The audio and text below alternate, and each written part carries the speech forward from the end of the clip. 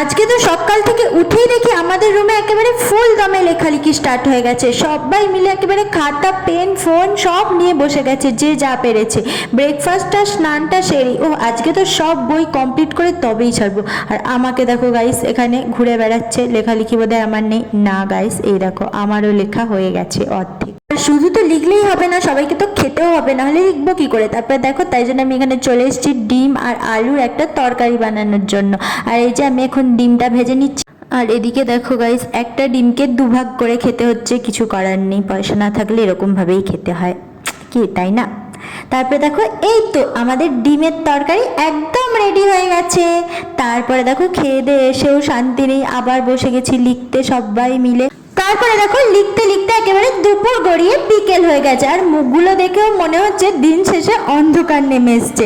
তো চলো চলো তাড়াতাড়ি লিখে নিই বাকি লেখাটা। টাটা।